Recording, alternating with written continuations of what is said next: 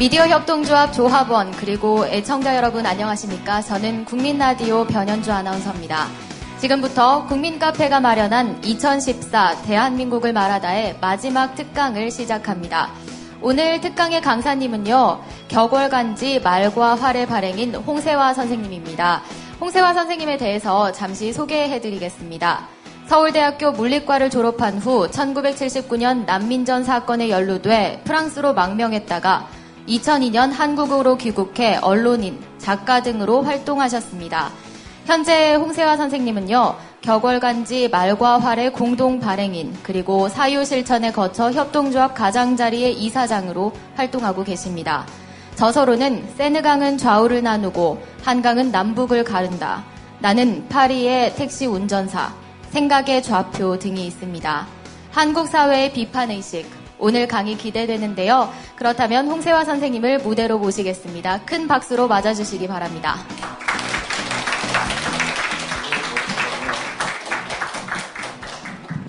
네, 반갑습니다. 안녕하세요. 국민카페에서 이런 자리를 마련해 줬는데요. 한 시간 동안 제가 말씀을 드리고 혹시 질문이 있으시면 질문 받고 그런 식으로 진행을 하겠습니다. 한국 사회에 대한 비판적 인식, 이런 주제로 제가 말씀을 드리게 됐는데, 한국 사회를 어떻게 규정할까, 여러 가지, 제도적인 측면, 법적인 측면, 이런 것을 말할 수 있겠으나, 제가 이제 드리려고 하는 것은 한국 사회 구성원들의 의식에 대한 것입니다. 의식 세계를 한번 점검해 보면서 그걸 통하여 한국 사회를 바라보자는 그런 접근 방식입니다.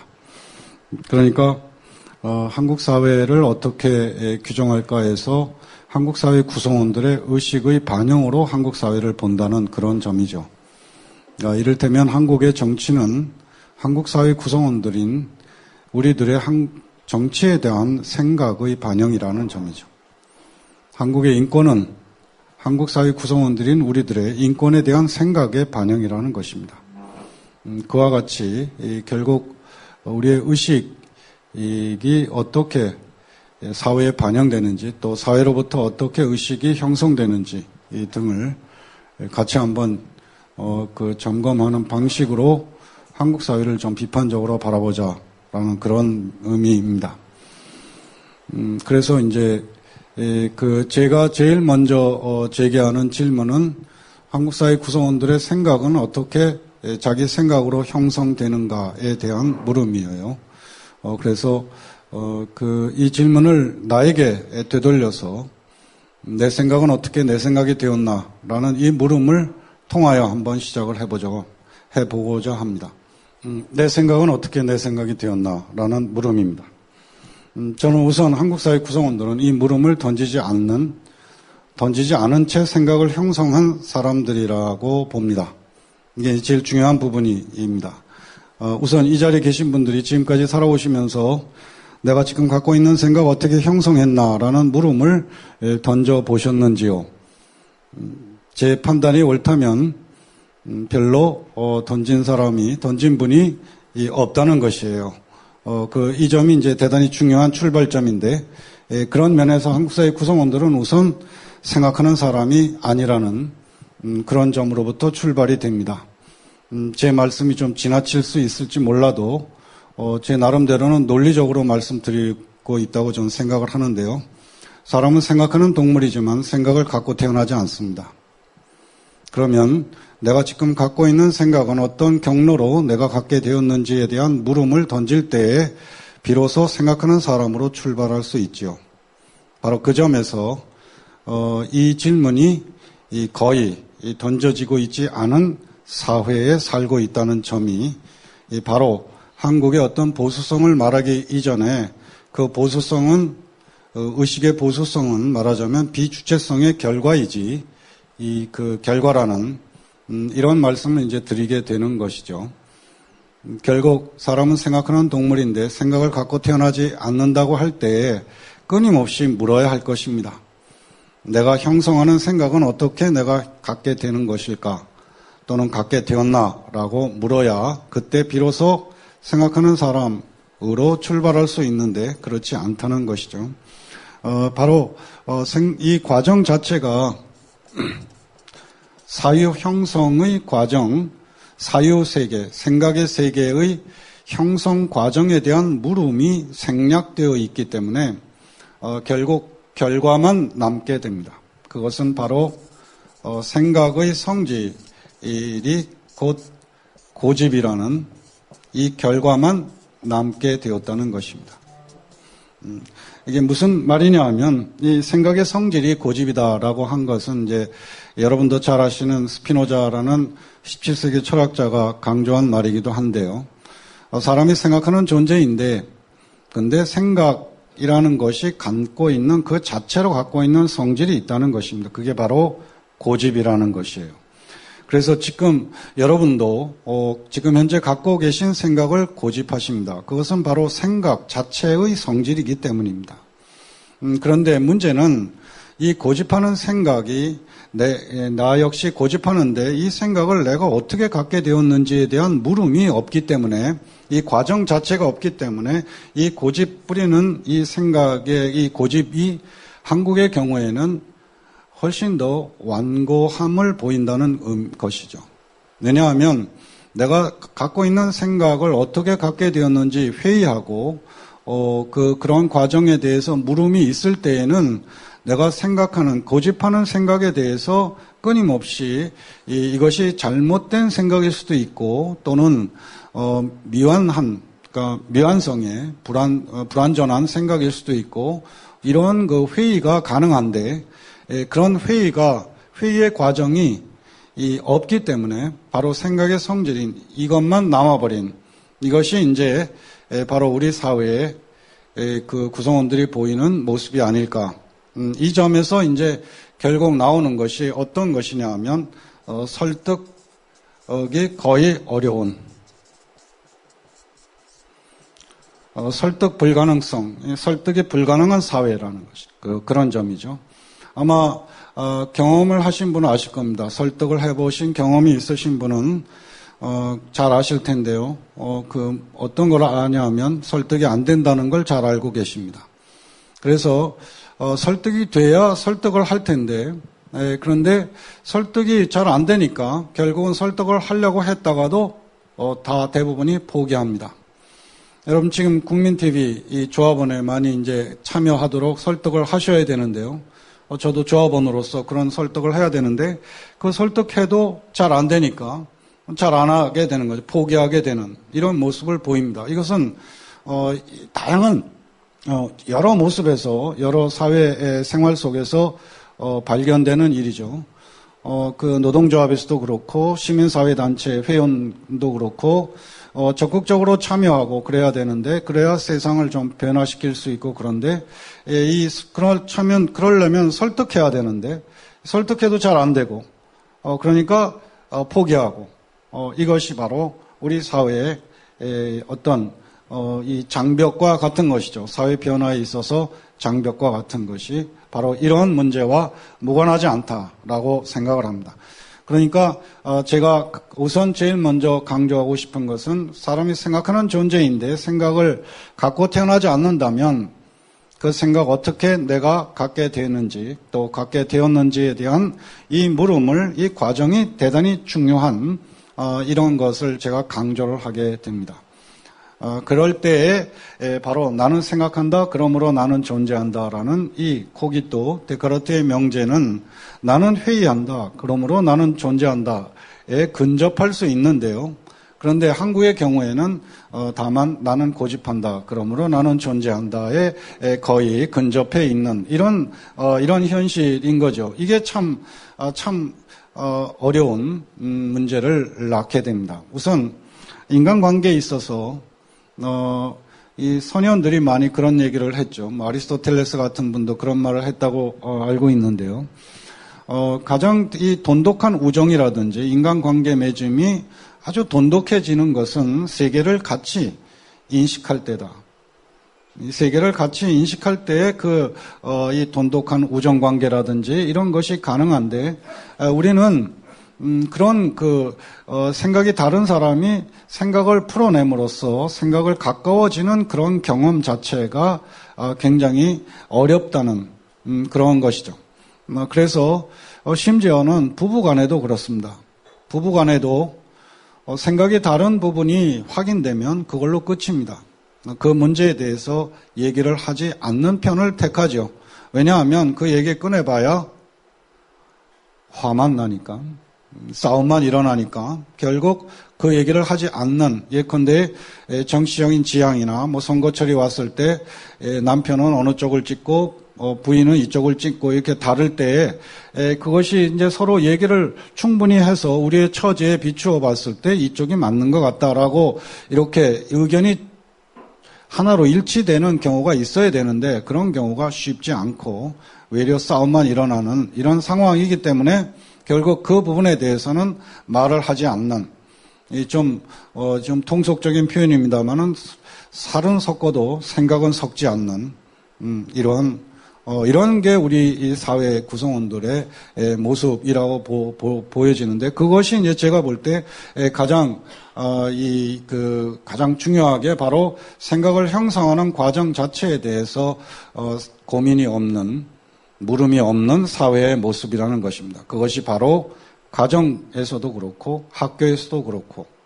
그래서 지금 만약 이 자리에 계신 또 이 라디오 방송을 들으시는 분께서 지금까지 살아오시면서 지금 내가 갖고 있는 생각은 어떻게 내 생각이 되었을까라는 물음을 던져본 적이 없다면 제 말씀이 좀 거칠겠지만 지금까지 생각하는 사람으로 살아오지 않았다라고 스스로 인식해야 되지 않을까라는 말씀을 드리고 싶은 거죠.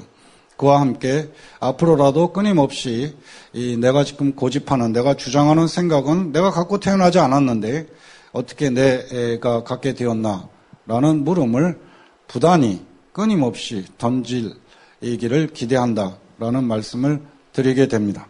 왜냐하면 이 고집하는 생각이, 내가 지금 고집하는 생각이 이것이 바로 내 삶을 지배하게 됩니다. 어쨌거나. 그리고 앞으로 바꿀 가능성도 별로 없어요. 여러 가지 장벽이 있는데요. 이 생각을 변화시킨다는 것이 얼마나 어려운 일이냐. 앞서 말씀드린 대로 설득을 해보신 분은 아시겠습니다만 설득되지 않는다는 것은 나 또한 다른 사람이 나의 생각을 변화시키려고 설득할 때 나 또한 변화되지 않는다라는 것이죠. 사람은 이성을 갖고 있어서 이성적 동물, 합리적 동물이어야 하는데 대부분의 경우 합리화하는 동물이기도 합니다. 합리적 동물이기보다는 합리화하는. 그래서 합리적 동물의 경우에는 자기가 고집하던 생각과 맞지 않는 어떤 사회 현실을 부닥치면 자기 생각을 수정하는 것이 합리적 동물이 보여주는 모습인데, 합리화하면서 자기가 갖고 있던 생각을 계속 고집하는 모습을 보이죠. 나이가 들어갈수록, 연세가 높으실수록 그런 모습은 더욱 완고하죠.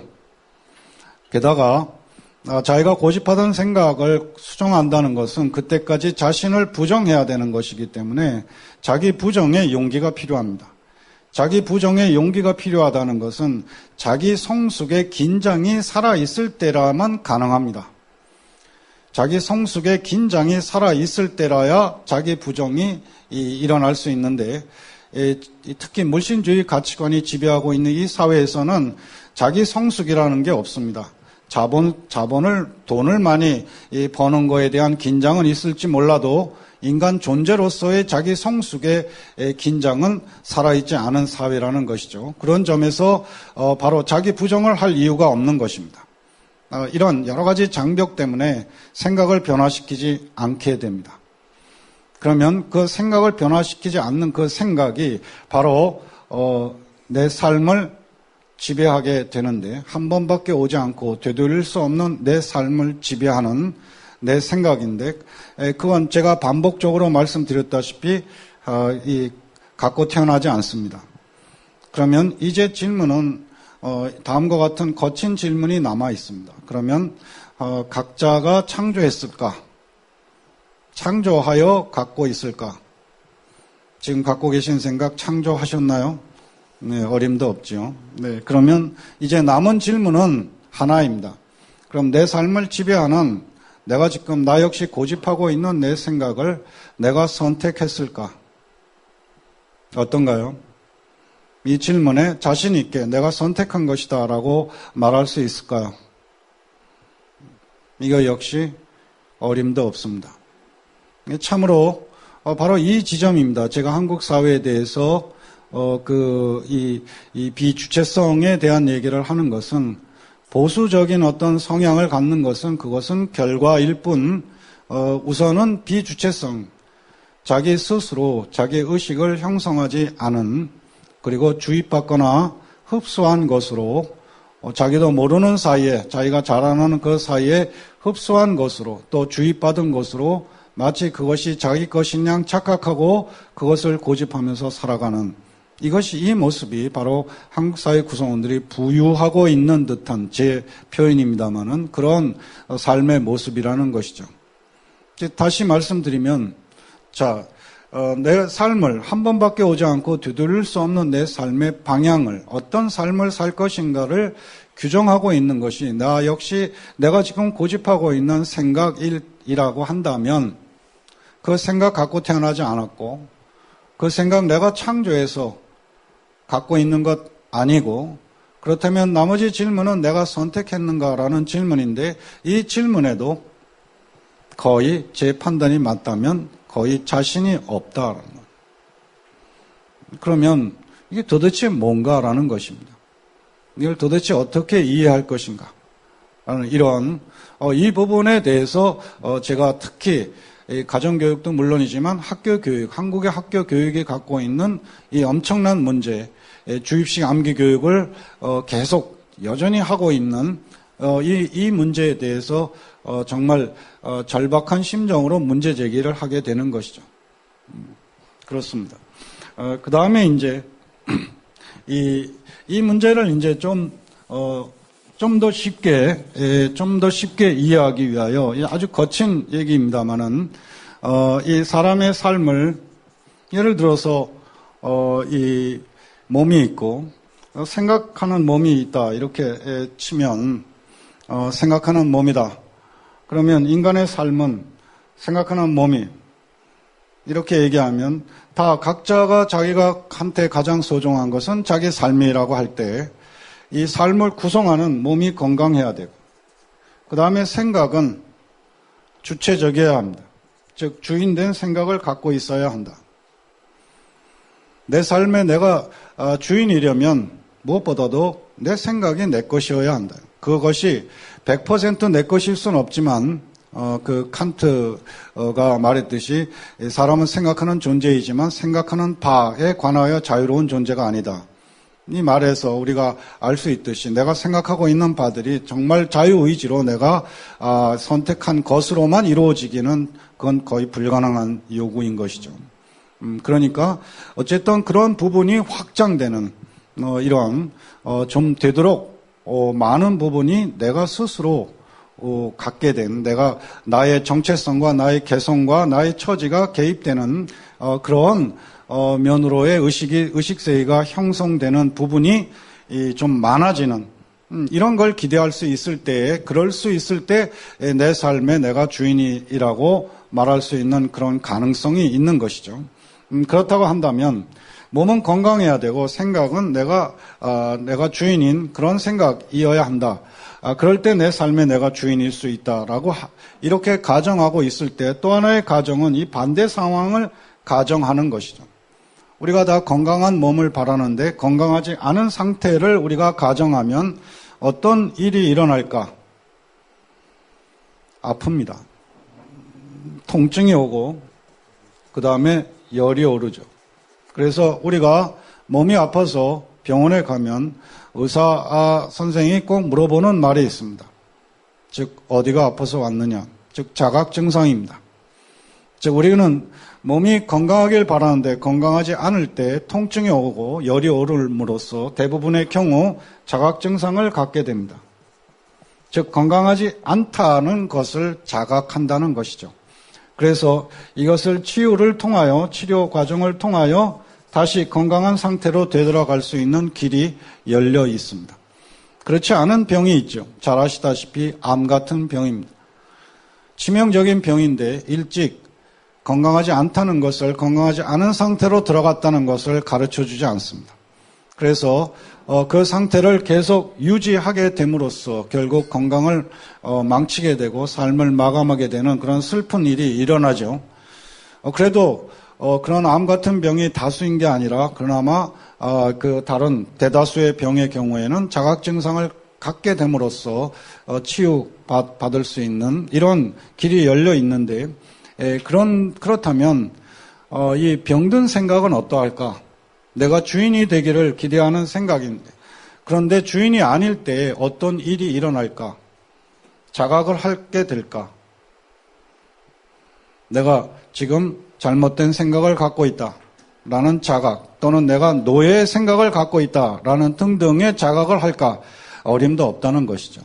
그게 아니라 앞서 스피노자가 강조한 대로 그 잘못된 생각을, 그것을 바로 고집하고 있는 이 문제예요. 바로 이 점이 우리가 생각에 대해서 끊임없이 성찰할 것을 요구하는 것인데요. 한국 사회의 재판단에 있어서 한국 사회의 이 어떤 그 수준, 층위라고 할까, 사회 문화적 수준, 층위 자체가 사회 구성원 각각이 이런 성찰을 하는 그런 사회가 되고 있지 못하다는 것이죠. 그것이 바로 끊임없이 이 주입된 생각을 고집하고 설득되지 않고 하는 이러한 악순환이 계속 유지되는, 연결되는 이런 어려움을 보이고 있다고 생각을 합니다. 자, 그러면 이런 문제와 관련해서 이제 조금 더 어쩌면 좀 더 쉬운 얘기일 수도 있겠습니다. 지금 말씀드린 이 몸과 이 생각이 이 태어났을 때와 지금 한 20년, 30년, 40년이 지난 뒤에 어떤 변화를 일으켰을까를 한번 보도록 하죠. 우선 몸은 태어났을 때, 그 다음에 이 수십 년이 지났습니다. 뭐 20년도 되고 뭐 30년도 되고 이렇게 지난 뒤에 이제 건강한 상태라고 할 때 태어났을 때 3kg로 태어났는데 어떠신가요? 한 50kg 내지 70kg, 70kg, 뭐 75kg.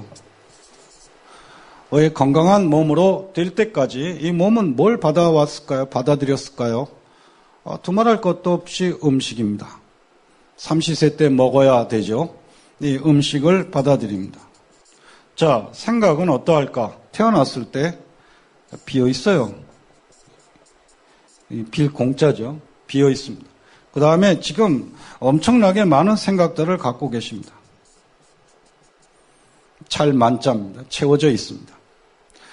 자, 이 변화, 이 생각들, 뭐 생각뿐 아니라 이미지들, 뭐 여러 가지가 이제 채워져 있는데요.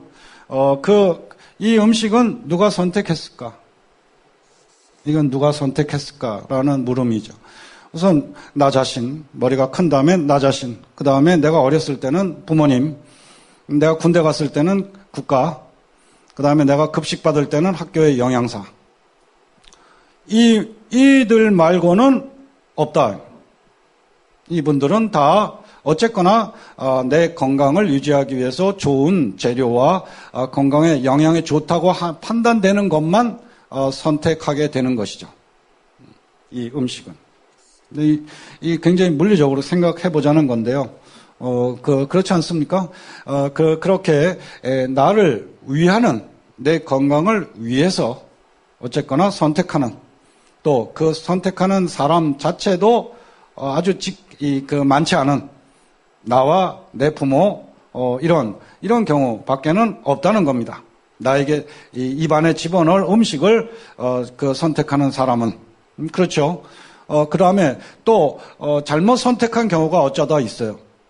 내 몸에 좋다고 판단됐는데 그게 아니로 그랬을 때 상한 음식이라든지 이러면 입안에 들어가는 순간, 이거 상한 음식이다라고 해서 거부할 수 있는 그런 기능까지 있습니다.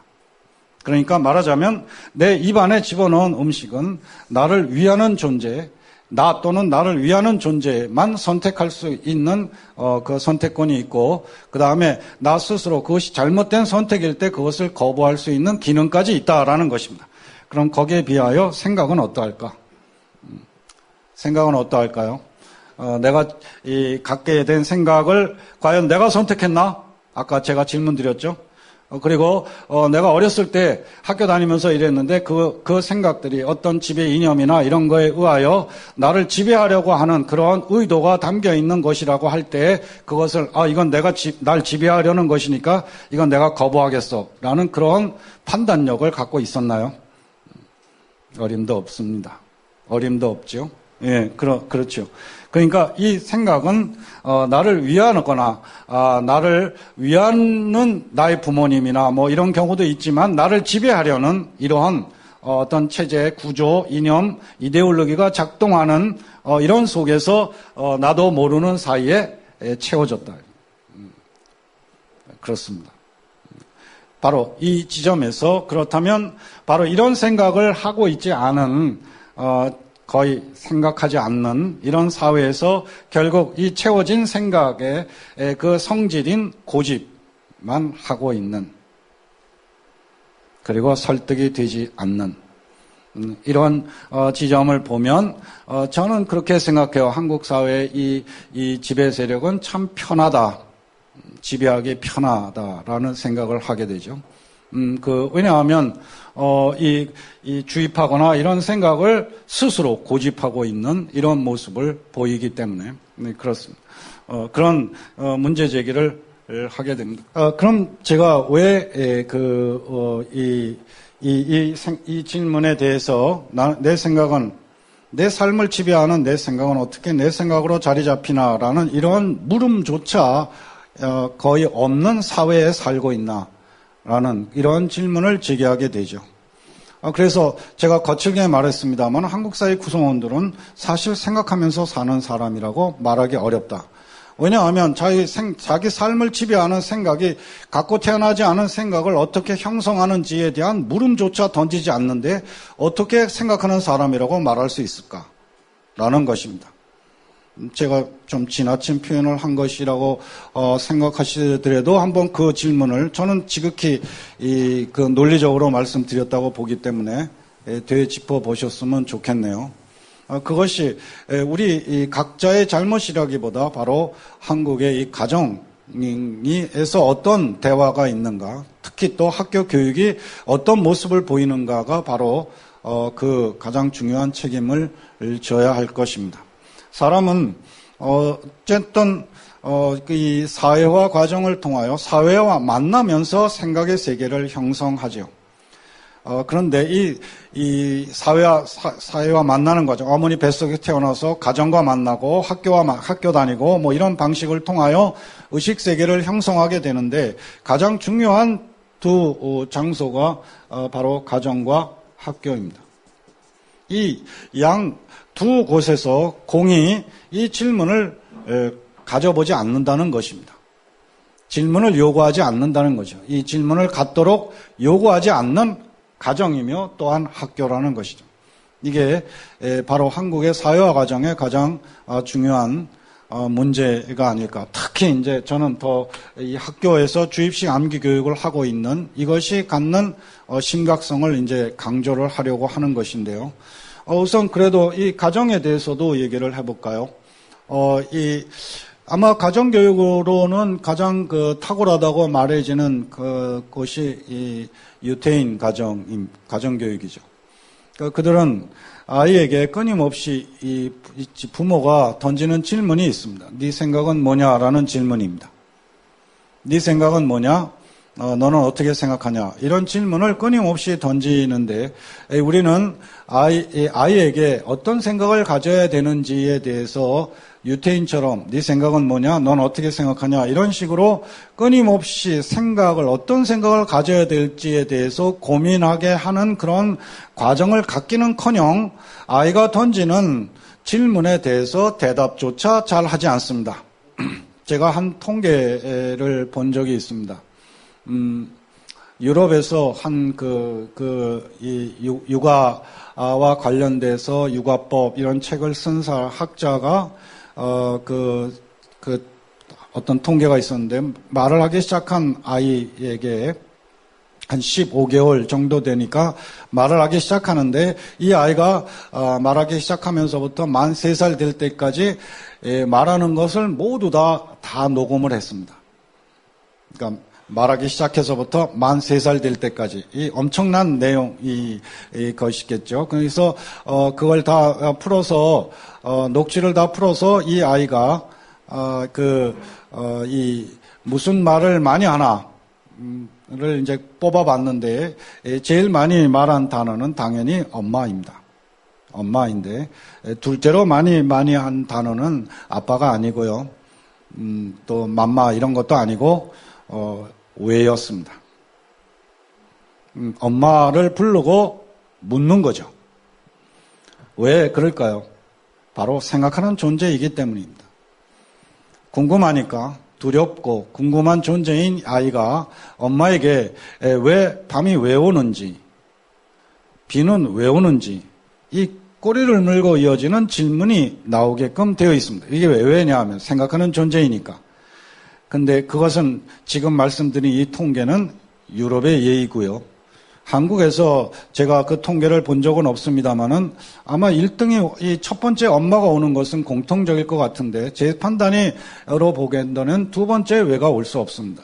왜냐하면 이 꼬리를 물고 이어지는 아이가 던지는 왜라는 질문을 어떻게 감당할 것이냐, 이게 이제 이 바쁜 세상에, 그래서 이 대답하는 것이 이제 바로 이 크면 다 알아 뭐 이런 방식이잖아요. 뭐 나도 몰라도 돼 뭐 이런 그러니까 어떻게든 빨리 이 꼬리를 물고 이어질 이 왜라는 질문에 의해서 이제 이 차단시켜야 되니까, 그러니까 그런 방식으로 대답하는 거죠. 아주 무책임한, 생각 없이 산다의 전형이죠. 왜냐하면 아이의 자리에 서보면 엄마 다 커서 날 낳았는데 엄마가 대답하기를 크면 다 알아 그럽니다.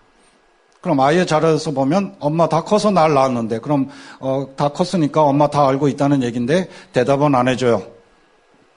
이런 불성실함. 그 정도면 또 뭐 괜찮을 수 있겠는데, 심지어는 야단을 치죠. 바빠 죽겠는데 쓸데없는 질문한다고. 그러니까 아이의 자리에서 서봤을 때 우리 모두의 모습인데, 이런 그런 그 반응을 가장 가까운 엄마와 아빠에게서 귀찮아하는 이런 반응을 본 우리는 왜라는 질문을 스스로 접습니다. 왜라는 질문을 스스로 접어버리죠. 이 왜라는 질문을 통하여 나의 사유가 축적될 수 있는데, 그것이 죽어버리는 이런 과정이 되는 것이죠. 이게 바로 유태인의 가정교육과 정반대의 극한의 어떤 대칭적인 그런 사회 모습이 아닐까, 그런 생각이 듭니다. 아무튼 그렇게 해서 이 왜가 왜라는 질문을 죽인 그러니까 합리성의 추구도, 논리의 추구도, 그 다음에 토론 문화의 토대도 죽는 이런 그런 것이죠. 그래서 왜라는 질문이 죽은 사회에서 나타나는 것이 이제 바로 우리가 익숙한 거잖아요. 논리로 안 싸우죠.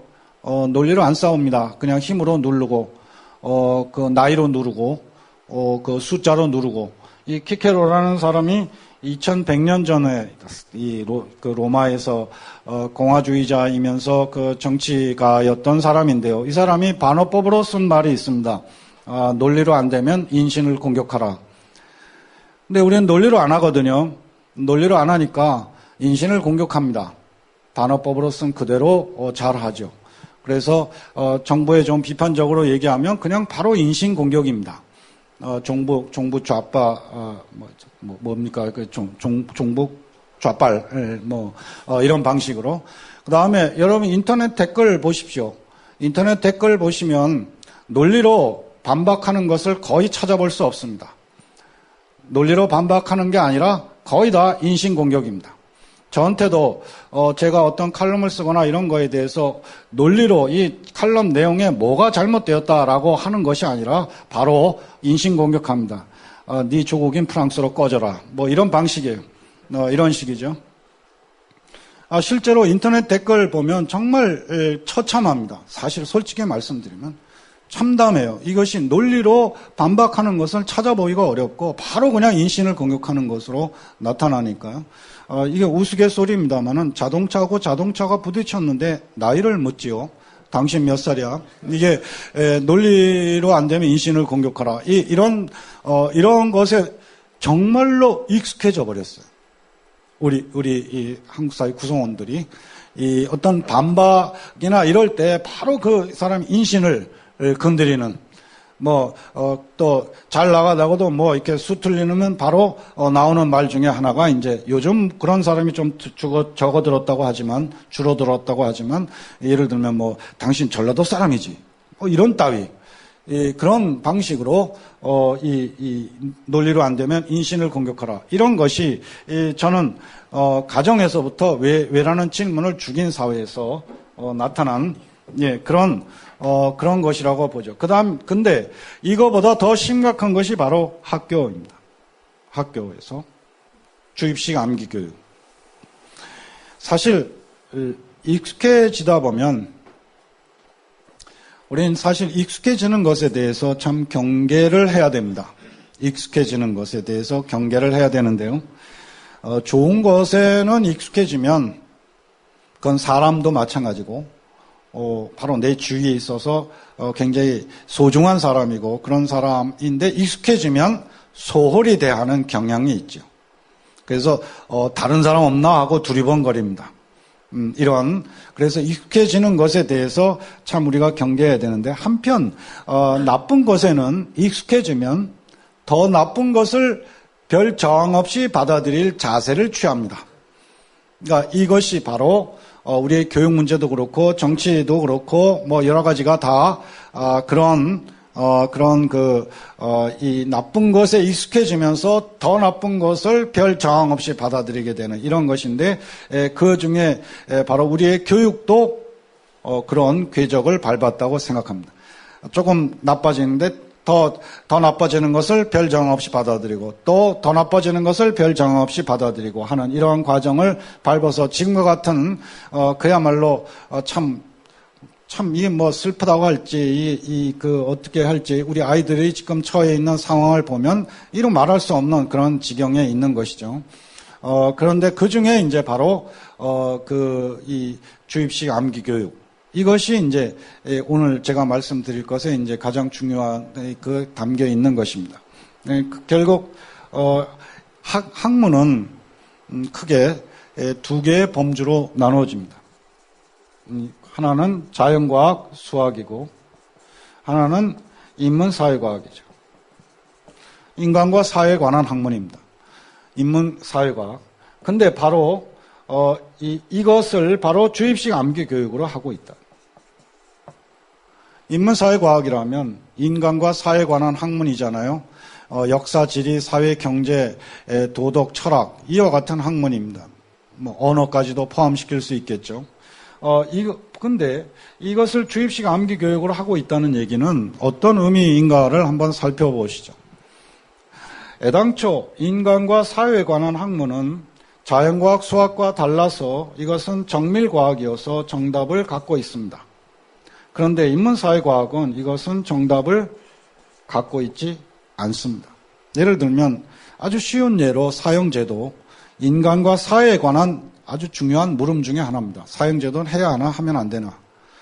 정답이 없습니다. 대체복무제 역시 정답이 없죠. 물론 저는 대체복무제 해야 된다고 보는 사람이고 사형제도는 폐지되어야 된다고 보는 사람입니다만은 그것은 제 견해일 뿐이지 그것이 정답은 아니라는 것입니다.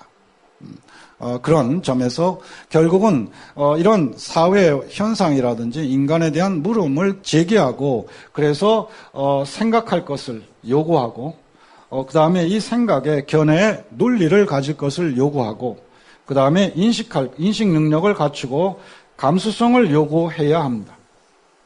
이것을 요구해야 하는 학문이 인문사회과학입니다. 그러면 학생들에게 생각할 것을 그 다음에 논리를 가질 것을 이런 걸 요구하면서 평가하려면 필수적으로 거쳐야 할 과정이 바로 글쓰기입니다. 그런데 우리 학교에서는 글쓰기를 하지 않습니다. 그 얘기는 제가 볼 때는 인문사회과학을 이제 주입식 암기교육으로 만들었기 때문인데 결국 글쓰기를 하지 않는다는 얘기는 제 판단으로 볼 때는 인문사회과학을 그 학문 자체를 비틀었다는 뜻입니다. 즉 정답이 없는 학문을 암기 과목이니까 정답이 있는 학문으로 만들어버렸다라는 거죠. 그러니까 우리는 사형제도에 대해서, 이 비근한 예인데요. 사형제도에 대해서 어떤 생각을 가져야 할지 중학교 2학년 내지 3학년 학생 그 수준이면 물어볼 수 있고 자기 나름의 견해를 가질 수 있고 그런데요. 그런데 우리의 경우에는 중학교든 고등학교든 뭐 대학 나와서든 사형제도에 대해서 각자의 생각을 묻는 과정이 없고 기껏해야 이런 방식으로 묻습니다. 다음 나라들 중에서 사형제도가 폐지된 나라는 어느 나라입니까? 바로 이것이 사유는 없고 정답이 있는 것을 찾아내기 위해서 학문을 비튼 그런 것을 말해주는 예의이죠. 그래서 이 글쓰기가 없고 대신 암기만 하고 있다는 이 점이 아주 심각한 문제를 일으키게 됩니다. 우선 글쓰기는 나로부터 출발합니다. 내가 쓰는 것이니까요. 나는 각자의 처지가 있는 나입니다. 처지가 각기 다르죠. 남자도 있고 여자도 있고 제주도 사는 학생도 있고 서울 사는 학생도 있고 강남 학생이 있고 부자 학생이 있고 가난한 학생이 있고 이런 각자의 자기의 자리에서 인간을 바라보고 세상을 보는 이것이 시작이 될 수 있다는 것입니다. 글쓰기를 통하여 나로부터 출발하니까 나의 개성과 나의 정체성 이것이 개입되는 거기에 비하여 암기는 모든 학생에게 똑같은 내용을 입력시키는 것입니다. 자, 이 지점을 잘 보셔야 되는데 모든 학생에게 똑같은 내용을 입력시킨다. 결국은 나가 없습니다. 내가 배제되는 것이죠. 모든 학생에게 똑같은 진리라고 가르쳐 주니까 그건 내가 없는 학문이잖아요. 내가 없는. 그러면 과연 이건 아주 기본적인 질문인데 나라는 존재가 소거된 인문사회과학이라는 게 과연 어떤 학문일까? 나라는 게 소거된 모든 학생에게 똑같은 내용을 입력시키라는 이 문제죠. 결국 이것이 조금 현학적인 좀 학문적인 표현입니다만은 대부분의 객관성이라는 것은 실상 객관성으로 포장된 지배 세력의 주관성이다. 뭐 이런 말이 있지 않습니까? 결국 이 모든 학생들에게 요구되는 암기라는 것이 어떻게 선별되고 어떤 것이 주로 거기에 담길 것인가를 우리는 쉽게 물론 쉽지는 않지만 이해할 수 있어야 한다고 저는 생각을 해요. 결국은 이 인문사회과학을 이처럼 애당초 정답이 없고 사유할 것을, 그 다음에 논리를 가질 것을 요구해야 되는 이 학문을 정답이 있는 암기 과목으로, 주입식 암기 과목으로 만들므로써 어떤 일이 일어났냐. 우선 첫째, 제가 볼 때 인문사회과학 자체가 비틀어졌다는 것, 그것이 없다는 것. 그 다음에 둘째는 자연과학 수학을 공부 잘하는 학생은 이 정답을 찾는 그런 것이기 때문에 머리 좋게 태어난 IQ 높은 아이들에게 유리합니다. 당연하죠. 그런데 이것은 본디 인문사회과학은 역사라든지 지리, 사회 이런 학문은 책 많이 읽고 토론 많이 하고 이런 학생에게 유리해야 마땅합니다. 그런데 한국에서는 이걸 또 정답이 있는 학문으로 만들어버리기 때문에 암기 잘하는 이 학생들이 이것까지 잘하게끔 구조화가 되어버렸어요. 그래서 한 학급에서 몇 명 중에 한 서너 명만 공부에 관심이 있지 관심이 없는 이런 상황이 되어버립니다. 그 다음에 이것이 또 중요한 문제인데 인문사회과학을 나와 연관시켜서 공부할 때 흥미가 있는 것입니다. 나와 연관이 돼서 공부하는 것이. 그런데 이것은 전혀 암기만 시키는 것이기 때문에 나하고 무관합니다. 그러니까 원래는 인간과 사회에 관한 학문이 내 삶과 연결될 때 흥미를 유발하고 그런 것인데 여러분 어떻습니까? 인문사회과학 중고등학교 공부하시면서 내 삶과 관련이 있다고 생각해 보신 적 있으십니까? 거의 없을 겁니다. 정말 그냥 암기만 하면 되는 이런 시험 점수 올리는 거 이것밖에는 없었던 이런 것이죠. 그 다음에 이제 또 하나 문제는 사유 체계는 내가 스스로 형성해가는 과학정이기 때문에 축적이 됩니다. 축적이 되고 그것이 쌓여질 수 있다는 것이죠. 사유할 때는 나의 것으로 내가 고민한 그런 것으로 형성한 것이기 때문에. 그런데 암기는 시간과 함께 다 사라집니다. 암기한 것은. 물론 남아있는 게 있겠죠. 그렇지만 지금 이 자리에 계신 분들 중고등학교 때 그 달달달 암기한 거 뭐가 남아 계신가요? 그런데 그걸로 평가를 합니다. 바로 그래서 인문사회과학 이것은 그러니까 이 과목 공부 잘한다는 의미는 인간을 이해하고 세상 보는 눈을 뜬다는 그런 평가가 되어야 되는데 한국에서 이 과목 국어라든지 역사, 지리, 사회, 경제, 도덕 이런 과목을 공부 잘한다는 것은 시험 본 다음에 잊어버렸다는 것이고 공부 못한다는 것은 시험 보기 전에 잊어버렸다는 것에 지나지 않는다는 거죠. 이런 문제들. 그 다음에 또 중요한 것이 이것을 이미 이 암기 과목으로 만들면서 이 비튼 과정에서 어떤 일이 일어나느냐 하면 바로 기존 체제, 기존 질서에 담겨 있는 내용을 숙지할 것을 요구하게 되는 것이죠. 법조문 달달달 암기하고 이런 방식으로 그렇기 때문에 이 공부 잘하는 학생들의 대체적인 성향이 보수성을 띌 수밖에 없다는 것입니다.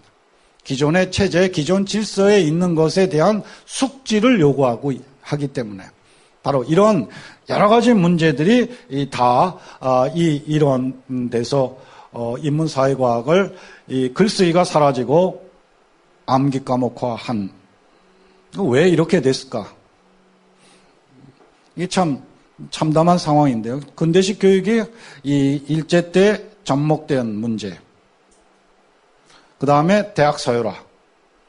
이 두 가지가 찰떡궁합인 것 같습니다. 제가 볼 때는 왜 이런 일이 일어났을까를 보면 일제 때 어쨌든 이 초등학교가 관립소학교가 이 땅에서 시작된 게 이제 구한말인데요. 1894년이고 그 다음에 중학교가 시작된 게 1900년인데 그러니까 거의 이제 망할 즈음이 있잖아요. 그러니까 우리가 익숙하게 학교라고 근대식 학교라고 익숙하게 받아들이는 것은 바로 일제 강점기 동안에 그 틀이 자리 잡히게 됩니다.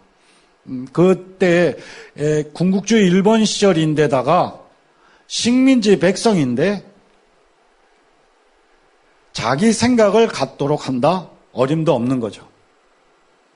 그러니까 인간은 이런 존재고 세상은 이런 거야. 그저 전체에게 입력시키는 이런 것으로 인문사회과학이 애당초부터 잘못 시작되었다면 그것이 그대로 유지되게 되는 것이 바로 민주공화국이 1948년 석인 하나 민주공화국의 주체를 형성하는 그런 학교로 탈바꿈되지 못하고 다시 우리가 일제 부역 세력을 청산하지 못한 이 문제와 연결돼서 분단, 전쟁 이런 거에 의하여 다시 이 민주공화국의 주체를 형성하는 그런 주인을 형성하는 그런 교육이 일어나지 못한 데다가 바로 대학이 서열화되면서 어떤 일이 일어났냐 하면 자연과학, 수학처럼 학생을 정확하게 줄 세울 수 있는 학문이 있는가 하면 인문사회과학처럼 학생을 정확하게 줄 세울 수 없는 학문이 있는데 대학 서열화가 줄 세우도록 요구를 하게 됩니다.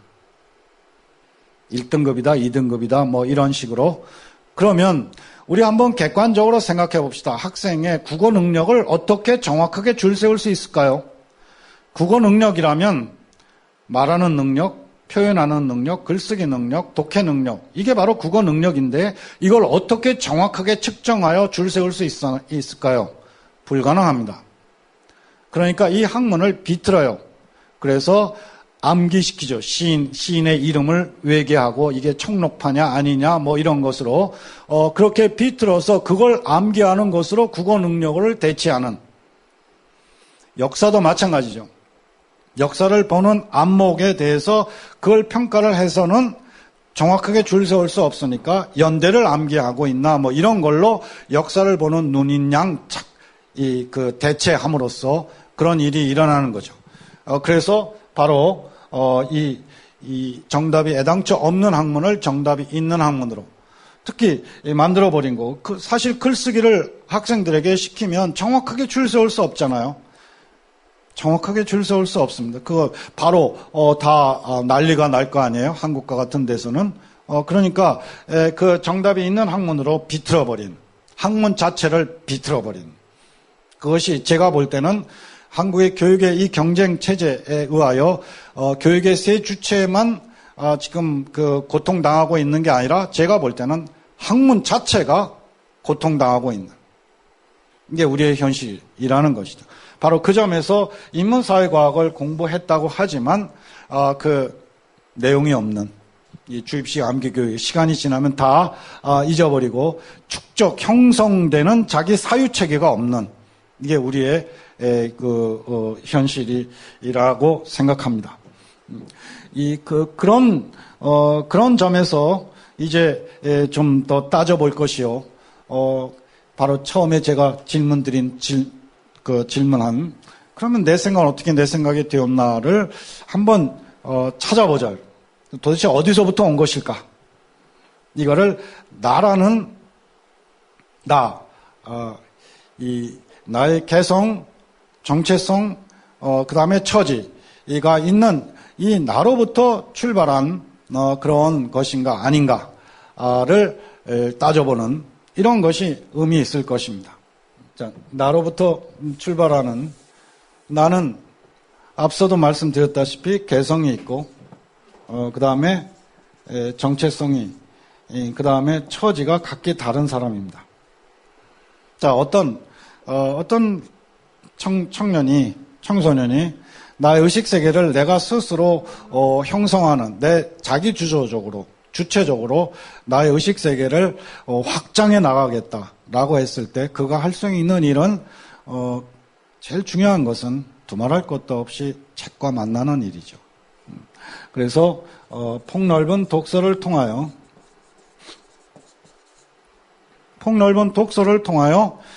자기 생각을 확장해 나가는 것입니다.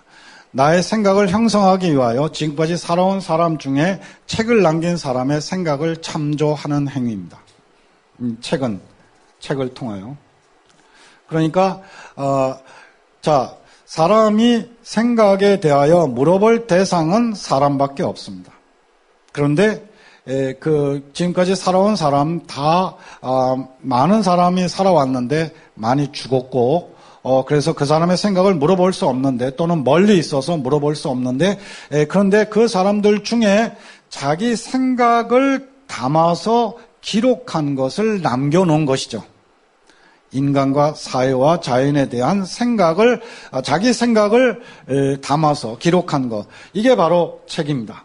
그래서 그 책을 통하여 내가 그 사람의 생각을, 자연과 인간과 세상에 대한 이런 그 생각을 참조하는 것입니다. 나의 생각을 형성하기 위하여.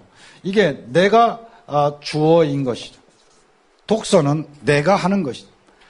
내가 독서의 주어임, 주체인 것이죠. 그 다음에 나와 동시대를 사는 사람의 생각을 참조하는 것. 이게 열린 자세의 토론입니다. 그렇게 지금까지 살아온 사람 중에 책을 남긴 사람의 생각을 참조하고, 그 다음에 나와 동시대를 사는 사람의 생각을 열린 자세로 경청하면서 참조하고, 그 다음에 오감을 갖고 있는 인간으로서 직접 보고 겪고 느끼는 것입니다. 직접 견문을 통하여. 즉 경험하고 여행하고 등등을 통하여. 그 다음에 이 세 가지를 바탕으로 읽은 것, 토론한 것, 직접 보고 겪고 느낀 것을 다시 소우주와 같은 나의 의식세계 안에서 버무리는 과정입니다. 그걸 우리가 성찰이라고 말할 수 있을 것입니다. 이 네 개의 경로는 주어가 나입니다. 내가 독서하고, 내가 토론하고, 내가 직접 보고 겪고 느끼고, 내가 성찰하는 그런 것이죠. 여기에 비해서 지금까지 말씀드린 이 주입식 암기교육, 인문사회과학을 주입식 암기교육으로 한 거, 이 주입받습니다. 나는 그저 대상입니다. 철저한 객체이죠. 그 다음에 대중매체가 있습니다.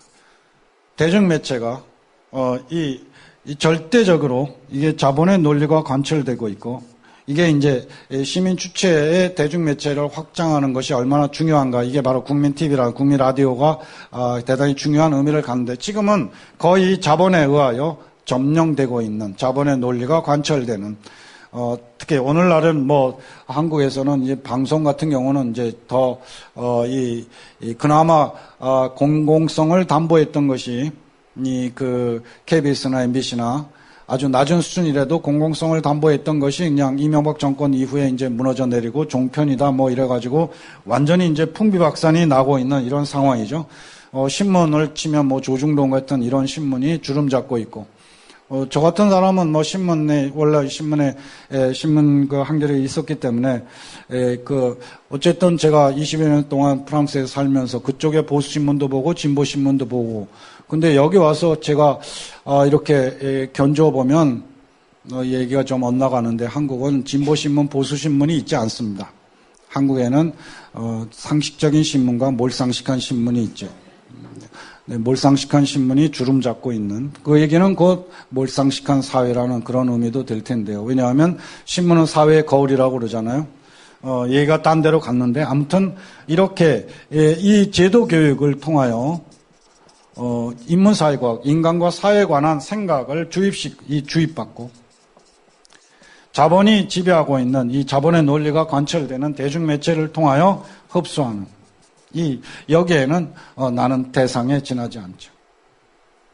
바로 이 점이, 이런 구도가 한국 사회에서 나름대로 소수의 그래도 비판적인 의식을 갖는 사람이 나오긴 나옵니다.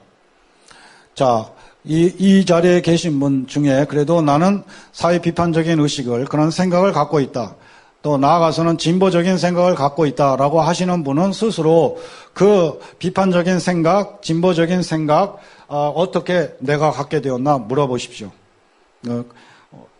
이쪽을 통하여 거의 가능성 없죠. 이쪽 아니죠. 이거 아니에요. 한국의 특수한 상황이 뭐냐 하면요, 이게 이 자리에서도 저는 증명된다고 보는데, 사회 비판적 의식이나 진보적 의식을 가지는 이 사람들은 거의 틀림없이 계기가 있어야 되고, 특별한 계기가 필요하고, 어떤 계기가 있어야 되고, 그 계기의 절대적인 부분을 차지하는 게 선배 잘못 만나는 겁니다. 그 말뜻을 이제 아는 분이 계실 거예요. 선배 잘못 만나는 거. 이게 폭넓게 얘기해서 그 선배가 그 학교 뭐 이런 선배뿐만 아니라 뭐 부모도 그런 의미의 선배일 수도 있고, 그다음에 뭐 학교 선생님도 선배일 수 있고 뭐 이런 거죠. 그런 그 선배가 어떤 역할을 했느냐 하면 바로 이쪽으로 안내해 준 사람입니다. 토론을 제기하고, 한국의 분단, 뭐 역사 문제, 노동 문제, 뭐 이런 것에 대해서 토론을 제기하고, 특히 책을 소개하게 되겠죠.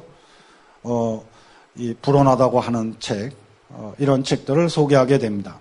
그러니까 이런 책을 읽다 보니까 이쪽에서만 형성했던 자기 자신에 대해서 의문을 제기하게 되는 그런 소수의 사람들이 바로 좀 진보적인 이런 생각을 갖는데, 여기에도 또 심각한 문제가 있습니다. 왜냐하면 다른 대다수의 사람이 상대적으로 자기가 그랬기 때문에, 자기가 그 자리에 있었기 때문에 다 알고 있죠. 다른 사람은 나처럼 그런 계기가 없어서 대다수의 사람이 아직 이른바 의식화되지 않았다, 의식이 깨어나지 않았다라는 이 상대적인 그런 자신의 지적 우월감, 윤리적 우월감이 있습니다. 그래서 그 사실은 몇 권의 책 읽은 것도 아닌데도 엄청난 지적 우월감을 갖고 있어요. 공부 안 합니다. 한국의 이른바 진보 진영만큼 공부 안 하는 데를 찾기 어려울 거라고 저는 판단해요. 왜냐하면 공부 안 해도 되니까. 상대적으로 어쨌든 그러니까 몇 권의 책을 읽은 걸로 태양의 진리를 이미 획득한 양 공부 안 합니다. 그 다음에 오만하죠. 오만하고 마찬가지로 설득되지 않습니다. 그리고 특히 그런 대다수의 경우가 이 반전을 통하여 이루어지기 때문에 굉장히 거침에도 불구하고 아주 고집하고 이것이 이제 진보 진영 내에서도 어려움을 만드는 것이죠. 이를테면 이 통념이 있잖아요. 진보는 분열로 망한다. 이건 통념이죠. 보수는 부패로 망하고 진보는 분열로 망한다. 진보는 애당초 분리 정립할 수밖에 없는 것입니다. 왜냐하면 보수는 지금의 이 기존 체제, 기존 질서를 유지하면서 기득권을 계속 창출하고 재생산하는 그런 세력이기 때문에 이게 다양화될 이유가 없습니다. 그러나 진보는 어떤 사회로 갈 것인지에 대한 그런 전망을 각기 달리 가질 수밖에 없고, 특히 한국처럼 분단된 상황에서는 모순을 어떤 데에 더 기본 모순을 보는가에 따라서 또 다를 수밖에 없고, 그 다음에 다른 사회로 가기 위한 이행 전략에 있어서도 또 다를 수밖에 없는데, 이것을 어떻게 하나로 묶으라는 것이냐라는 거죠. 이건 전혀 말이 아닌데, 그래서 분리 정립한 뒤에 연대하는 것이 진보가 가야 할 길이라고 저는 판단하는데요. 그런 것이 아니라 이제 통념에 젖어서 그저 하나가 돼야 된다라는 이런, 그것이 그만큼 이 층위가 섬세하거나 정교하거나 고결함, 이런 의식세계에 이런 것이 한국 사회에서는 제가 볼 때는 거의 기대할 수 없는 층위라는 것이죠. 어떤 섬세함, 정교함, 그 다음에 고결함, 이런 것이, 그런 의식세계를 거의 기대하기 어려울 만큼 아주 거친 그런 그 의식세계의 형성이 아닌가. 그것이 바로 반영된 것이 바로 한국 사회의 모습으로 저는 판단하는 것입니다. 그러면 이제 바로 이 구도는 이 독서 토론 직접 보고 겪고 느끼는 경험하고, 이것은 우리 각자의 자신의 의식세계의 분포를 한번 되돌아보는 데서도 의미가 있을 것입니다. 거의 없죠. 거의 하지 않습니다.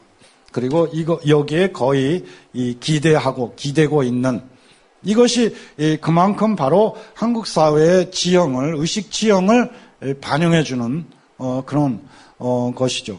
결국 자기 삶의 방향인데, 그것을 결국 제도교육, 주입식 암기교육과 그 다음에 이 자본의 논리가 관철되는 대중매체에 거의 기대고 있는 이런 그런 참 모습이고, 그러니까 당연히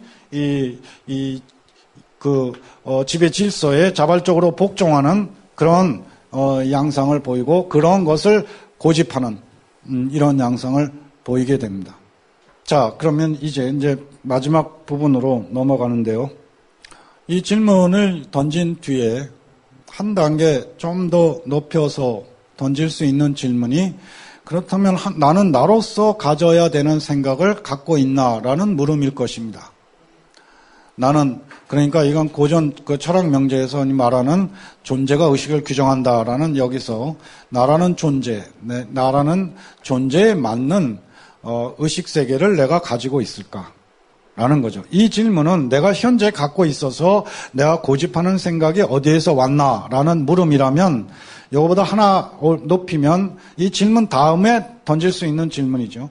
나는 나로서 가져 마땅한 생각을 갖고 있을까? 내 존재로서 가져야 되는 생각을 갖고 있나? 라는 이 물음인데요. 이 물음은 이를테면 예컨대 20대 80의 사회라고 이 양극화를 얘기할 때, 이것이 이 민주주의를 통하여 이 양극화가 극복되지 않는 문제, 이 정치학에서 제기되는 문제와 관련되는 질문이죠. 말하자면 80에 해당하는 사람 중에 너무 많은 사람들이 자기 존재에 맞는 생각을 하고 있지 않다는 것입니다. 아주 쉬운 물음이잖아요. 20대 80, 물론 20도 거친 분석, 20대 80 자체가 거친 분석이에요. 20 중에서도 상위 2% 한국 같으면 종합부동산세를 내는 아주 부유층이 있는가 하면 중상층까지 20%에 속하겠죠. 그 다음에 80%도 이 중하층, 그 다음에 서민층, 빈곤층, 극빈층 이렇게 여러 갈래일 것입니다. 그래도 어쨌거나 20대 80이라고 말을 하고 있으니 그걸 그대로 받아들여서 그러면 20대 80이라는 이런 그 한국 사회에 이렇게 정초되어 있다. 상위 20이 80이나 갖고 있고 80%가 20밖에 갖고 있지 않다라는 이 그 부의 불평등, 양극화를 놓고 그러면 민주주의가 왜 여기서 작용하지 않나라는 것입니다. 왜 20에 해당한다고 해서 투표권 많지 않고 80에 해당한다고 해서 투표권 없지 않은데 바로 이 문제가 이제 선거도 오고 하지만 끊임없이 반복되는 문제입니다. 20은 거의 또 80의 상층은 거의 자기 자신과 맞는 의식세계를 가지고 있는데 80 중에서 아래쪽에 있는 사람일수록 자기 존재에 맞지 않는 생각을 하고 있는 것이죠. 이것이 바로 제가 두 번째로 던진 질문, 나는 나로서 갖고 있어야 되는 생각을 하고 있을까? 이런 문제와 만나게 됩니다. 우리가 흔히 얘기하는 계급 배반 투표라든지 이런 문제를 제기하게 되는 것인데요. 20에 해당하는 사람은 자기의 자기 존재에 맞는 생각을 갖고 있을 때 80에 해당하는 사람 중에 너무 많은 사람이 자기 존재와 맞지 않는, 심지어는 자기 존재를 배반하는 그런 생각을 갖고 있다라는 이런 점입니다. 그런 것을 한번 추적하기 위하여 제가 이 자리에 계신 분들에게 그냥 물어보고 싶은 게 있습니다. 여쭤보고 싶은 게 있어요. 대한민국은 영어로 옮기면 The Republic of Korea입니다. 잘 아시는 바와 같이 ROK. 그러면 우리는 대한민국은 민주공화국이다라는 헌법 제1조 1항에 의하여 리퍼블릭의 구성원인 그런 존재이죠. 그렇죠? 네, 우리가 바로 이 리퍼블릭의 일원입니다.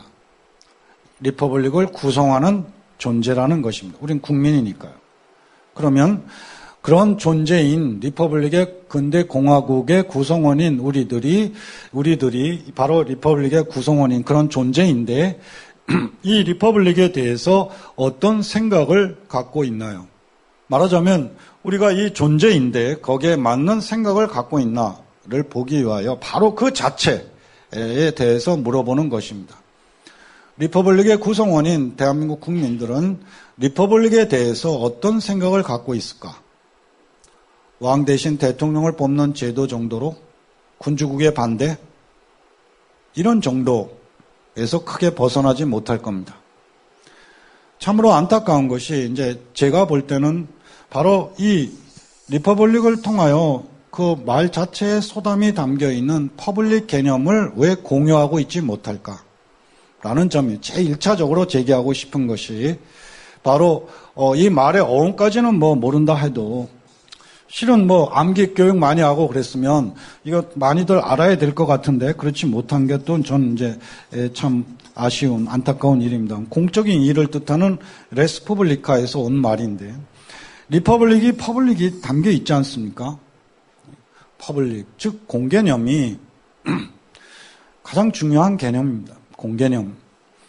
그러니까 공익을, 공공성을 지향해야 되는 것. 그러니까 예를 들면 방송 전파의 공공성, 이 공익을 담아야 되는 거죠. 근데 공익을 담고 있지 않은 거죠. 공기, 신문, 공익을 담아야 됩니다. 근데 철저한 사익 추구.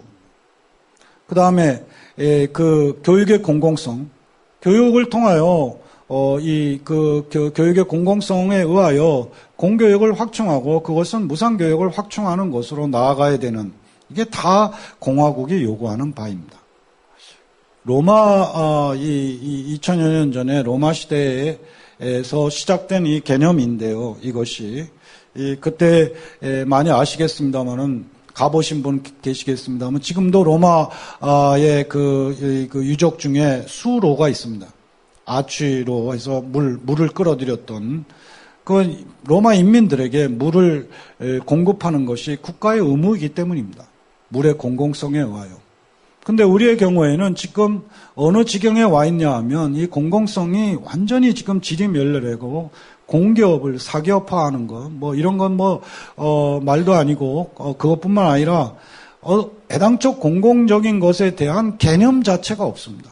철도의 공공성, 여기에 대해서 인식이 있다면, 지난번 그 철도 노동자들의 파업, KTX를, 수소발 KTX를 어떤 편법을 써서 지금 사유화하려고 하는, 이러한 것에 정말 제대로 거기에 저항할 수 있어야 되는 이런 그런 시민적 힘이 있어야 되는데 그런 것도 별로 없잖아요. 이게 다 공공성에 대한 인식이 공화국의 구성원이면서도 거의 갖고 있지 않은 이런 점에서 비롯된다고 봅니다. 그것은 곧 제가 오늘 강조하고 싶은 것 중에 하나입니다만 첫 번째 질문과 함께 대한민국 국민이면 적어도 공화국의 구성원이라면 근대 공화국에 그것이 애당초 역사적으로 어떤 의미, 정치적으로 어떤 의미를 함의하고 있는지 그것을 그 역사 발전, 인류의 역사 발전 과정을 통하여 획득한 이 리퍼블릭의 핵심적인 가치가 무엇인지를 국민이라면, 대한민국 국민이라면 공유해야 한다. 이런 게 없으니까 바로 사익추구 집단이 정말 뻔뻔하게 판치고 있는 이런 상황이죠. 무지와 무관심은 뻔뻔함이 자라나는 토양이라고 했습니다. 지금 한국 사회가 바로 그런 사회인 거죠. 한편으로는 무지가, 심지어는 이런 거에 대한 무지가 판을 치고 있는 것이죠. 리퍼블릭에 대한 무지가. 그 다음에 무관심.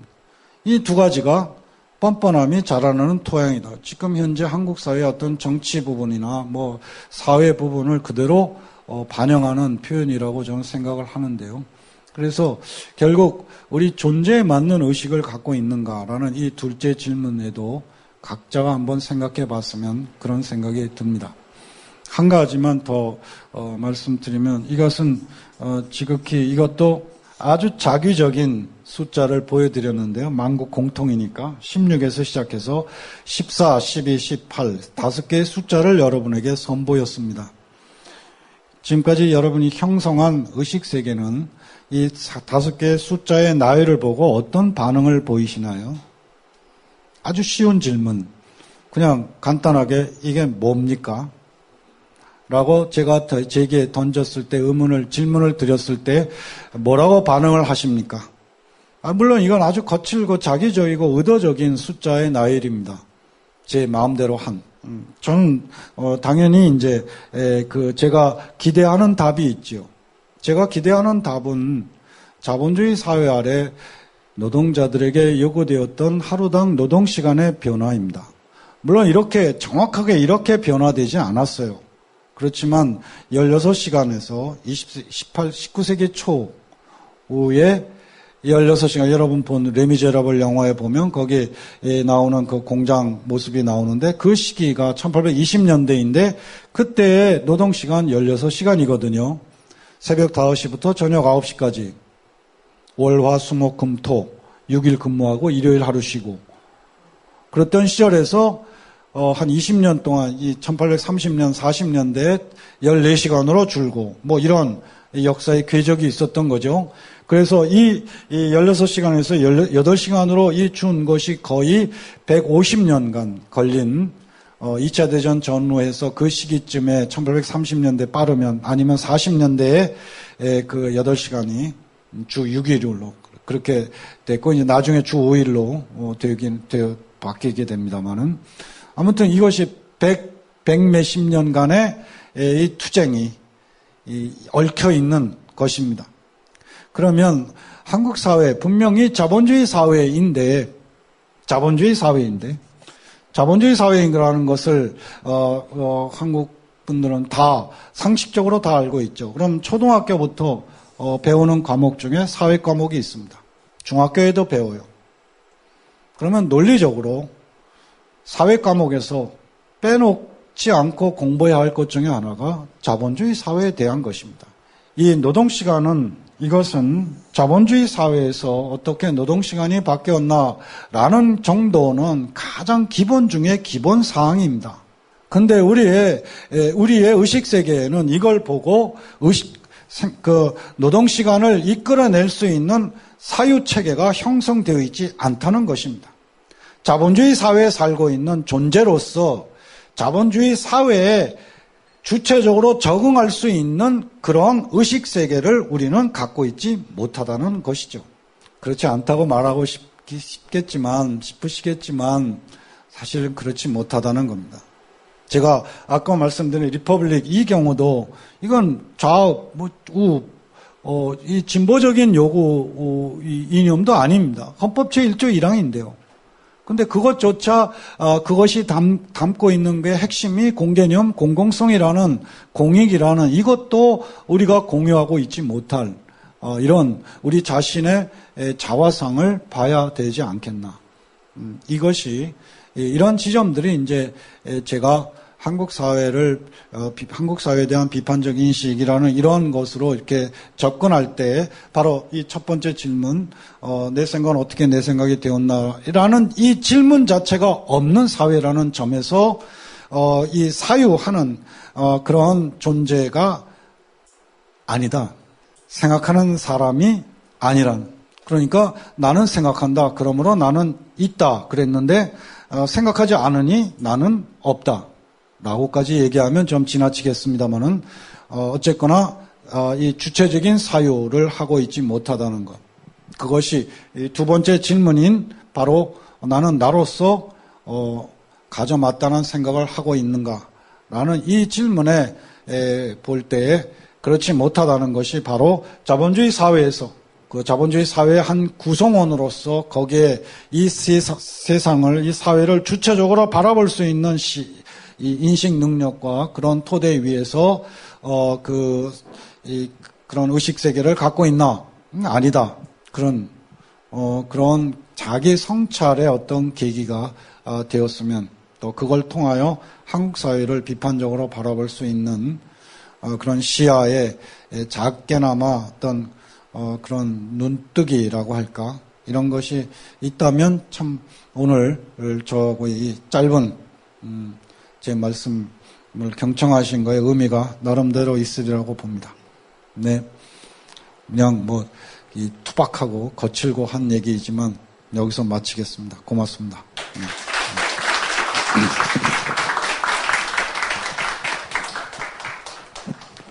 혹시 이 질문 있으시면 그냥 편하게 질문을 해 주셔도 되고요. 네, 강연 잘 들었습니다.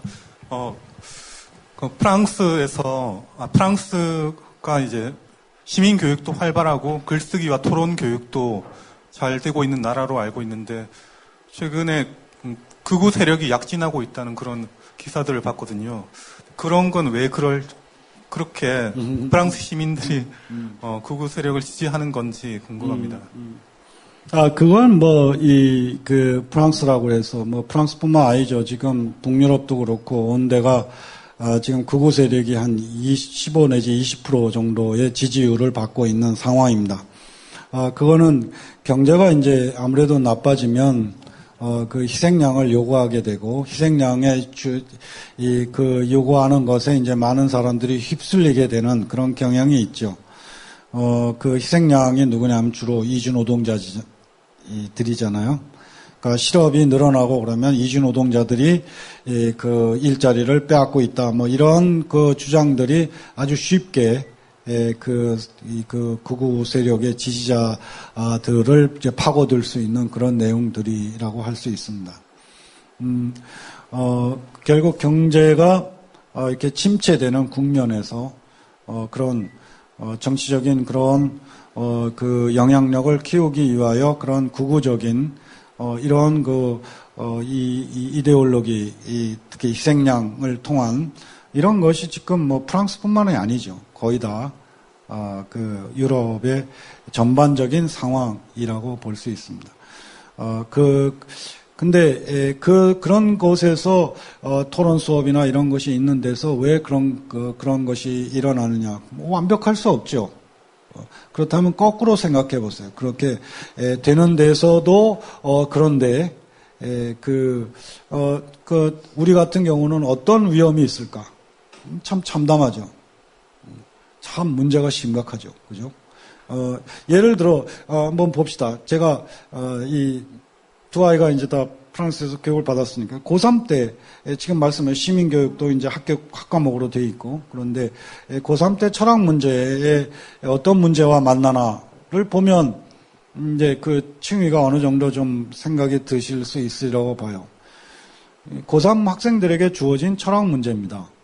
국가는 개인의 적인가? 그러니까 이런 문제를 만나는 거예요. 모든 권력은 폭력을 동반하는가? 예술가는 실정법을 어겨도 되는가? 신이 없다면 인간의 모든 행위가 용인되는가? 인간의 모든 행위가 용인되는가? 나는 누구인가라는 질문은 정확한 답변을 허용하는가? 이런 문제와 어쨌든 만나는, 그만큼 고3 때 이미 사유체계가 일정 정도 이렇게 채워지고 형성된, 축적된 것이 그렇게 표현된다고 저는 생각을 해요. 우리의 경우에는 학교 공부 시간으로 치면 아마 전 세계에서 거의 으뜸에 속할 겁니다. 피사에 대한 얘기는 많이 들으셨죠. 피사, 학업 성취도, OECD에서 하는 그것이 과학, 수학, 이래가지고, 핀란드 다음에 우리가 2등이고, 어디, 그런 거는 아주 잘 알려져요. 그런데 2004년에 딱 한 번 발표된 성인 인구 독해 능력에 대해서 통계 보신 적 아시나요? OECD에서 똑같이 나온 발표인데, 한국이 꼴찌인 성인 인구 독해 능력 꼴찌. 이해할 수 없죠? 한국과 같은 아주 훌륭한 이 문자를 갖고 있는 나라에서 성인 인구 독해 능력이 꼴찌다. 이 심각한 상황이죠. 누군가 그러더라고요. 책을 읽어야 되는데, 젊은 세대들이 책을 읽어야 되는데 너무 책을 안 읽는다 그랬더니 그분 말씀이 책을 안 읽는 게 아니고 못 읽습니다. 그래요. 동의하지 않으시겠죠. 그러니까 얼마나 더 위험한가, 우리는. 제가 너무 비관적으로 얘기해서 좀 침울해진 것 같은데. 국민 참여 경선에 대해 어떻게 생각하시는지 듣고 싶고요. 그게 막 과다한 비용이 들 수 있다, 그리고 역선택의 가능성이 있다 하면서 반대하는 것 같기도 하고, 저는 개인적으로 그게 과두제 철칙을 좀 넘어설 수 있는 그런 거라고 생각하는데, 선생님 생각을 들어보고 싶습니다. 글쎄요, 그게 크게 큰 어떤 차이를 가져올까, 좀 그런 생각을 못하고 있습니다. 차라리 추첨제가 더 낫겠다라는 생각을 갖고 있죠. 아테네 시절부터 그런 논의가 있었으니까요. 아테네 시절부터도 데모크라시 그러면 이거는 금권 정치다라는 그런 이 비판이 있었으니까요. 그래서 실제로 그때도 추첨을 하기도 했었고, 추첨제로. 저는 추첨제가 훨씬 더 지금 현재 민주주의보다 훨씬 더 낫다고 보는 사람이거든요. 그래서 국민 경선 이런 것에는 그것이 큰 어떤 차이를 가져올까에 대해서는 조금 아주 중요하게 보지는 못합니다. 네. 예, 국민 TV를 통해서 존경하는 선생님 만나게 돼서 정말 반갑습니다. 어제 한겨레 신문에 나온 칼럼이 있는데, 김희경 논설위원이 지은 슬픈 칼잡이 김진태 혹시 읽어보셨나요? 못 읽어봤습니다. 예. 신문은 받았는데 제가 바빠갖고 오늘 못 받았는데. 그 칼럼을 읽으면서 저는 이런 생각을 했습니다. 이제 그 칼럼에서 소개되는 내용 중에서 김진태 지금 총장님이 지금까지 살아오신 어떤 과거 행적을 보면은, 결코 큰 비난을 받을 만한 어떤 그런 일은 안 하신 걸로, 굉장히 어떤 공적인 생활에 있어가지고 중심을 갖고 존경받을 만한 어떤 검사 생활을 해온 걸로 나타납니다. 그러면 지금 우리 김진태 총장님이 맞닥뜨리고 있는 점은 청와대와 또 국정원이라는 큰 세력, 두 개의 세력을 혼자서 감당해야 되는 그런 입장에 있습니다. 그래서 슬픈 칼잡이 김진태라는 어떤 텍스트를 뽑았는데요. 그러면 우리 김진태 검찰총장이 이렇게 슬프지 않게 당당하게 정의롭게 칼싸움을 할 수 있는 환경이 안 되어 있지 않습니까? 그러면 우리 김진태 총장이 아무도 들어오지 않고 당당하게 정의로운 사업을 할 수 있는 환경을 우리 국민TV가 만들 수 있겠습니까? 예. 감사합니다. 뭐 그렇게 만들어 가도록 해야겠죠. 사실 모든 데가 다 기울어진 운동장, 경기장이거든요. 지금 우리가 이렇게 균형 잡혀 있는 평평한 경기장에 있지 못하고, 다 기울어져 있는 이런 속에서 사실 안감 힘을 쓴다는 표현이 맞을 수도 있을 겁니다. 그러니까, 워낙에 이 수구 세력, 이 기득권 세력의 이 물적 토대가 너무 강한 사회가 되어버려서 사실 우리가 아무리 양심이라든지 또 정의라든지 이런 얘기를 하지만 정의든 이런 것에는 힘이 없습니다. 정의력 이런 말 없지요. 거기에 비해서 금력이라는 말은 있습니다. 권력 다 힘이 있습니다. 정의력 이런 말 없어요. 결국 그 자체로 힘이 없는 정의를 위하여 우리가 얼마나 관심을 갖고 시민의식으로 이렇게 같이 참여하고 하는가 여기에 달려 있다고 보는 거죠. 그러니까 아까 무관심에 대한 말씀 잠깐 했습니다마는 사람들이 착각하고 있는 것이 내가 아무것도 하지 않는다라는 것이 마치 중립으로 착각하고 있습니다. 아무것도 하지 않는다라는 것은 기존 체제의 질서에 편승하고 있다는 것입니다. 그래서 이 기울어진 운동장을 계속 기울어진 상태로 몰상식하고 뻔뻔한 이 사회를 계속 몰상식하고 뻔뻔한 사회로 놔두게 하는 그런 힘으로 작용하는 것이죠. 절대로 중립에 있는 게 아니고 그게 바로 이 시민의식의 요체라고 생각을 합니다. 네. 질문하고는 좀 안 맞는 말씀이었던 것 같아요. 혹시 또 다른 질문 있으신가요? 예, 강연 잘 들었습니다. 고맙습니다. 아까 자기 주체로 서야 된다고 말씀을 많이 하시는데 솔직히 저도 이 강연 오기 전에 한 60시간을 내리 일하고 왔거든요. 그러면 어떤 때는 이런 생각도 들어요. 이게 기득권 세력의 음모 아닌가. 사람들을 그냥 솔직한 얘기로 좀 속된 말을 뺑이 쳐서 생각할 시간을 주지 않으려고 하는 그런 음모가 아닌가 그런 생각도 저는 들었어요. 그러면은 아까 주체로 생각하려면 자기가 어떤 생각을 가지고 있는지 내 생각이 내 생각인가를 갖다 생각해야 되는데 솔직히 말해서 한국의 생활이라는 게 그럴 생각을 할 시간이 없거든요. 너무나 부대끼는 생활인데 그럼 그걸 어떻게 극복해야 되는지 좀 말씀 듣고 싶습니다. 정말 어렵죠. 어렵고 실제 시간이 또 너무 일에 치여 있는 이런 상황이기도 하고요. 그래서 더더욱 이제 학교 교육 과정에서 아주 기본적인 그런 비판적 인식 능력을 세워야 된다는 그런 것을 갖게 되긴 하는데요. 이미 지나버렸으니 그것을 지금 이제 어떻게 할 것이냐라고 했을 때 그럼에도 불구하고 포기해서는 안 되겠죠. 포기할 수는 없는 것이고 그럼 우선 내 삶이기 때문입니다. 내 삶이라는 점. 포기해서는 안 되고 그 속에서 나름대로 모색을 하고 아까 말씀드린 대로 긴장을 할 수밖에 없는 거죠. 그러니까 자기 성숙의 긴장이 살아있는 사람이라면 결국 그 길을 모색하고 찾아낼 수 있다고 봅니다. 저도 말씀드렸다시피 지금 한국 사회 구성원들을 긴장시키고 있는 것은 자기 성숙의 모색이 아닙니다. 돈벌이죠.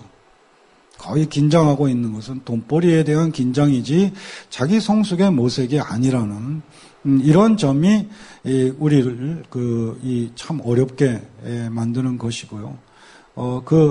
개인적인 사적인 어떤 그런 돈벌이라는 이런 거에만 매여 있을 뿐 그것이 어떻게 공공성이라든지 더불어 살아가는 사회의 변화에 의하여 나에게 그것이 어떤 영향을 가져올 것이고 내 아이들에게 어떤 영향을 가져올 것이다라는 이 지점들이 너무 취약한 이런 부분이어서 지금 질문하신 분처럼 이렇게 많이 이 일에 치이고 하시면서도 이런 자리에 오시는 분이 참 소중한 그런 발걸음일 것이고요. 그런 발걸음을 국민TV나 이런 데서 어떻게 잘 같이 이렇게 모아 세우는 이런 작업들이 대단히 중요할 것 같습니다. 아무튼 TV 드라마나 이런 거는 좀 멀리 하시고 그러면 또 나름대로 시간이 좀 있지 않겠나 그런 생각이 듭니다. 네. 그래요? 이제 마무리할 시간인가 봐요. 글쎄, 참, 어땠는지 모르겠어요. 제가, 잘 됐는지, 진행이 잘 됐는지 잘 모르겠네요. 제가 좀 어눌하고, 말주변도 좀 부족하고 그래서. 아무튼 오늘 한국 사회에 대한 비판적 인식이라는 이런 주제였는데요. 결국 저는 그걸 의식에서 찾는 거고, 의식을 어떻게 형성하는가라는 데서 어떤 내용으로 형성되는가에 보다도 바로 그런 물음 자체가 의식 형성 과정에 대한 물음 자체가 생략되어 버린 사회가 갖는 그런 그 문제점. 그래서 보수적 성향은 그것은 체제 순응적이라거나 이런 성향은 결과로 나타난 것이고 제가 문제 제기하는 것은 일단 바로 비주체적인 의식세계 형성이라는 이 점을 강조를 했죠. 그 다음에 둘째로 바로 그래서 그 너무나 당연한 결과로 너무나 많은 사람들이 자기 존재와 맞지 않는 사유, 생각을 하고 있고 그것을 고집하고 있는 이 문제를 말씀드렸습니다. 바로 그 때문에 아마 한국의 지배 세력은 참 편하다는 거예요. 그리고 또 계속 뻔뻔할 수 있는 이런 길이. 그럼 그걸 어떻게 극복할 것이냐라는 점에서 결국은, 이 시민 의식으로 아까 말씀드린 정의에는 힘이 없다라는 이런 표현과 그 다음에 무관심 또 무지로부터 벗어나는 그런 모든 모색과 실천 이런 것이 필요할 것이고 이런 자리가 하나의 그 공간이 되었으면 좋겠습니다. 네, 경청해 주셔서 고맙습니다. 네, 시죠. 네, 오늘 좋은 말씀해 주신 홍세아 선생님께 다시 한번 큰 박수 부탁드립니다. 네, 국민카페에서 마련한 이번 한 주간 진행했던 2014 신춘특강 오늘이 마지막 날이었습니다. 다음에도 좋은 강의로 여러분들 만나 뵙길 기대합니다. 참여해주신 여러분 감사합니다.